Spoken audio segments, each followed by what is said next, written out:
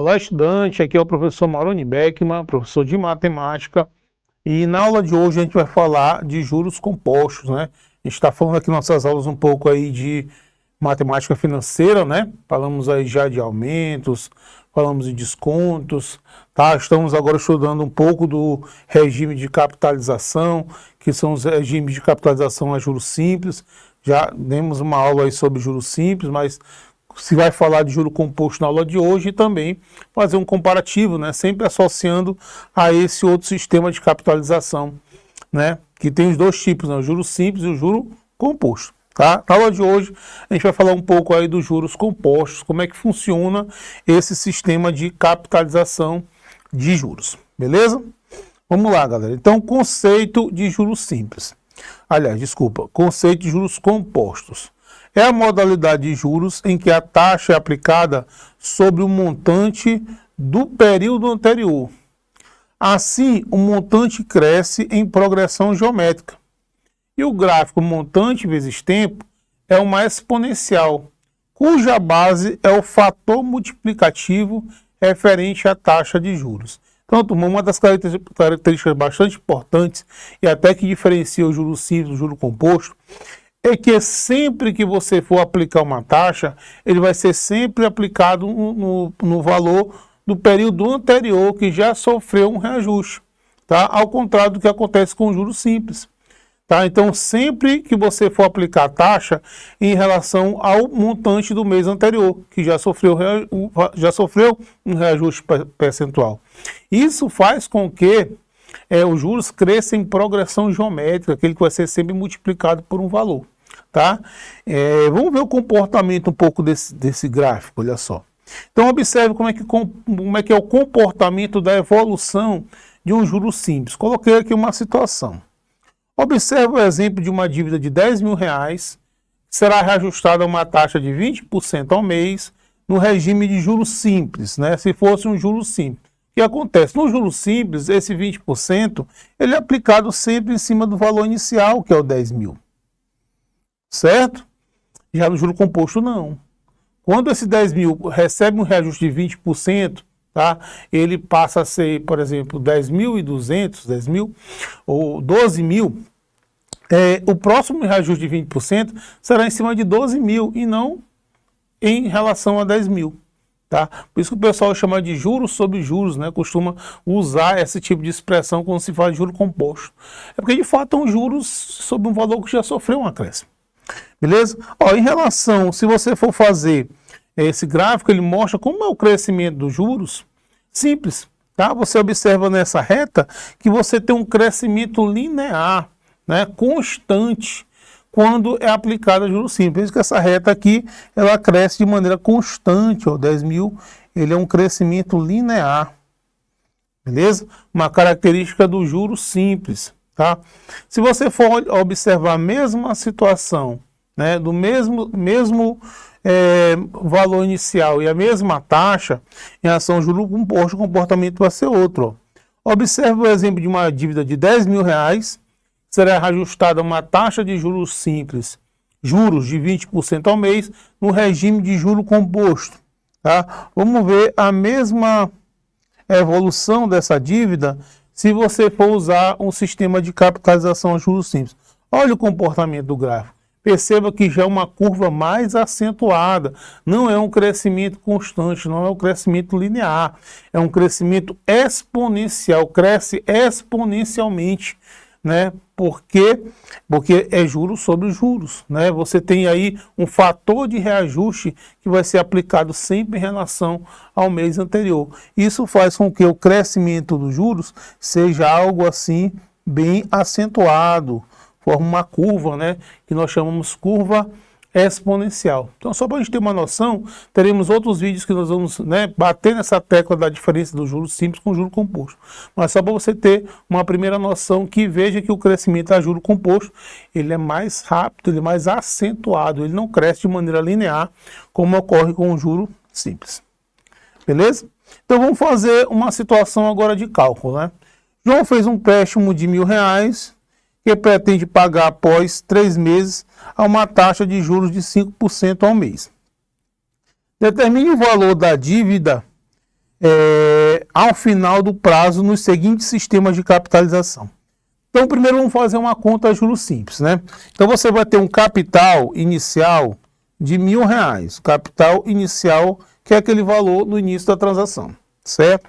Ele vai ser aplicado num tempo de 3 meses, beleza? 3 meses. A taxa que vai ser aplicada é uma taxa de 5% ao mês, beleza? Então, vamos ver quanto é que esses R$1.000 aplicado 3 meses numa taxa de 5% ao mês, gera de juros simples, né? A fórmula do juros simples nós conhecemos, né? Vimos aí em outros vídeos, o capital multiplicado pela taxa, multiplicado pelo tempo, aqui dividido por 100, certo? Então vamos substituir os valores. Então você vai ter que os juros vai ser igual a 1.000, vezes a taxa, que é de 5, vezes o tempo, que é de 3, isso aqui dividido por 100. Certinho? Podemos aqui, turma, cortar esses 2 zeros com 2 zeros, tá? Teremos, então, que os juros vai ser igual a 10 vezes 5 vezes 3. Teremos que os juros vai ser igual a 150. Isso aqui é só os juros, né? Só o que gerou de juros. Aí você tem um valor total, né? Que nós chamamos de montante. O montante é o capital inicial somado com juros. Certo? Então teremos que o montante vai ser igual aos R$1.000 iniciais mais os R$150 que geraram de juros. O montante será de R$1.150. Beleza? Então, esse aqui que foi o que gerou esse investimento, se a gente considerar os juros simples, tá? Bom, agora vamos fazer a mesma conta usando um sistema de capitalização do juro composto. Uma fórmula do juro composto, ele calcula direto o montante da aplicação. E a fórmula é a seguinte: o montante é igual ao capital multiplicado por 1 mais a taxa de juros elevado ao tempo. Esse 1 mais i elevado a t é justamente nosso fator de reajuste, tá? Fator de reajuste. Então, vamos substituir os valores. Esse C é o capital, esse 1 é um valor unitário, né? É como se fosse o 100%, mais a taxa de juros sobre o prazo que é T. Então, substituindo aqui, teremos aqui que o montante vai ser o capital, que é 1.000, multiplicado por 1. A taxa de juros você tem que transformar para decimal. No caso, 5% é 0,05, elevado a 3. Tá? Esse montante é igual a 1.000 vezes 1,05 elevado a 3. Turminha, essa conta aqui, sempre a gente fazer bom com o auxílio da calculadora. 1,05 vezes 1,05 vezes 1,05. Essa conta dá trabalho você fazer à mão. Mas esse valor, se você for fazer a conta, vai dar aproximadamente 1,157. Certo? Beleza, então você vai ter que o montante vai ser igual a 1.000 vezes 1,157, tá? Teremos que o montante vai ser igual a R$1.157.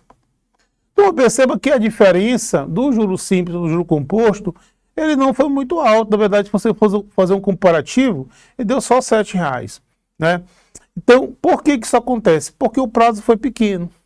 Tá? Quanto menor o prazo, menos a diferença entre o juro simples e o juro composto. Agora, se você aumenta o prazo, tá? Se fosse, por exemplo, 60 vezes, 72 vezes, aí você vai perceber que cada vez mais a diferença vai mudar. Tá? Tanto é que, se você olhar isso no gráfico, a reta da função do gráfico do juro simples é uma constante e outra é uma curva. Vai ter um tempo que eles vão ficar próximos, mas a partir do momento que você vai aumentando o prazo, a diferença, a distância entre os gráficos vai ficar maior.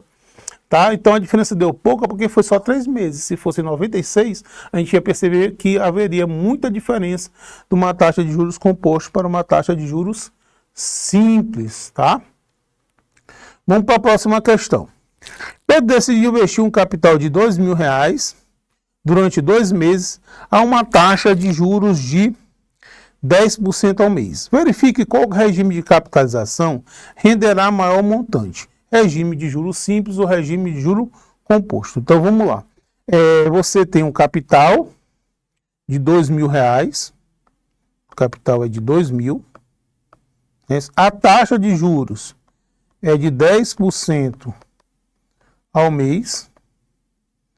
E o tempo de aplicação é de 2 meses. 2 meses. É isso? Então vamos fazer aqui a mesma coisa. Tá? Vamos usar os dois sistemas de capitalização.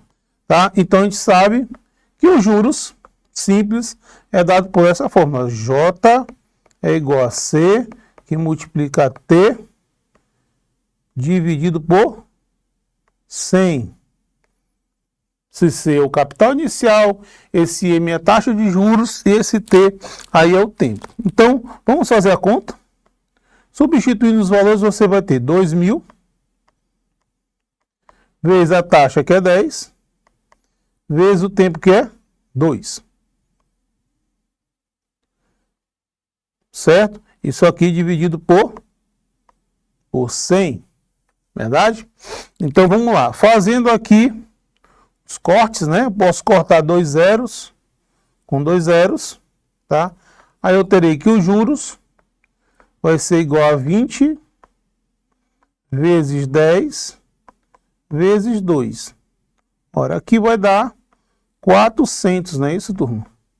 Porque 20 vezes 10 é 200.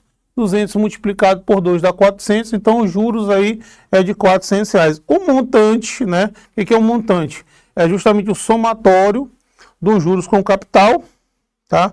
Se você for calcular agora o montante, que é o capital mais os juros, você vai ter que o montante é igual a 2.000, somado com o que rendeu de juros, que foi 400, aí teremos um montante aqui de R$2.400. Beleza? Isso aí já é aplicado no juro simples, né? Agora vamos ver. 2.400 rendeu R$400. Vamos ver a questão do juro composto, né? Tá? Então, o juro composto é montante igual ao capital, que multiplica 1 mais o I, que é a taxa, elevado ao tempo, né? Por isso que é exponencial o gráfico, né? Vê que esse tempo ele é um expoente. Então, se eu fizer a conta, você vai ter montante igual a 2.000, que multiplica 1, mais a taxa, que no caso é 10%, é 0,10. Isso aqui é elevado ao quadrado. Então, nós temos um montante de 2.000 vezes 1,1 elevado ao quadrado. Então, se você fizer isso aqui, você vai encontrar 2.000 multiplicado por 1,21, que é 1,1 vezes 1,1. Aí você vai ter um montante, galera, fazendo essa conta, de R$2.420. Então, perceba que houve o maior seria o quê? O juro composto, mais uma vez. Embora o prazo seja pequeno, né? Mas mesmo assim, aí o montante, né, em relação ao composto, ele é maior do que o juro simples. Certo, galera? Vamos para a próxima questão. O gráfico a seguir representa a evolução dos tempos de montante a juros simples e do montante a juro composto. Ambas a mesma taxa de juros. M é dada em unidades monetárias e T na mesma unidade de tempo a que se refere os juros utilizados. Olha só, galera. Veja só esse gráfico, né, galera? Olha só. Vai ser o juro composto, ó, tá? Tá bem aqui, vou destacar até aqui de vermelho. Você tem aqui um capital inicial, aí o juro composto faz isso, ó. Subindo, ó, vai embora, né? Aí você tem um juro simples aqui, ó. O juro simples é esse aqui. Você percebe que antes do primeiro período aqui, o juro composto está abaixo do juro simples. Então, se você for quitar antes da primeira unidade, né, da primeira vez que vai ser aplicado os juros, você observa que o juro simples é melhor. A partir do momento que vai evoluindo o tempo, olha a distância entre os dois gráficos, né? É bem mais considerável. Então, a pergunta é a seguinte: analisando se o gráfico, conclui-se que para o credor é mais vantajoso emprestar juros compostos sempre? Não, compostos sempre não. Se for pagar antes do primeiro período, não pode ser composto.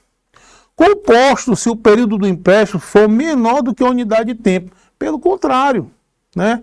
Pelo contrário, se a gente for no gráfico, o simples está acima do composto na primeira unidade de tempo.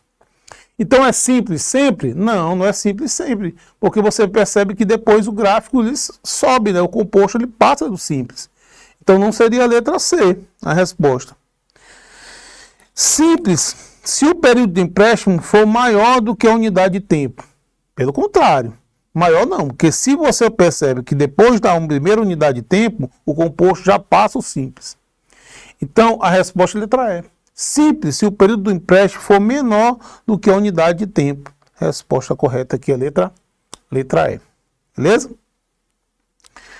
Então, olha só, pessoal. Calcule os juros e o montante de uma transação financeira, juro composto nas seguintes situações, tá? Só para a gente, mais uma vez, aplicar aqui a formulazinha, tá? A gente vai bater em par de juro composto em mais aulas, né? Vai falar dessa forma do juro composto, né?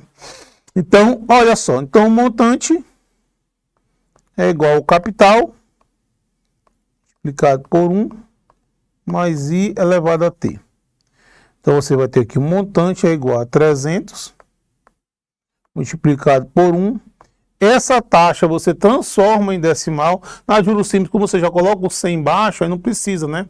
Aqui eu preciso transformar, no caso aqui vai ficar 0,02, o 2%, ó, elevado a 4, certo?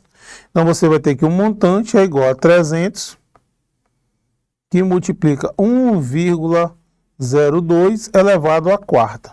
Então, esse valor aqui, ele vai dar aproximadamente 1,08, tá? Se eu pegar 1,02, vezes 1,02, vezes 1,02, essa conta, se eu for fazer na mão, é uma conta que ela é bastante longa, né? Então a gente não tem como fazer aqui, mas vai dar mais ou menos esse valor aqui, tá?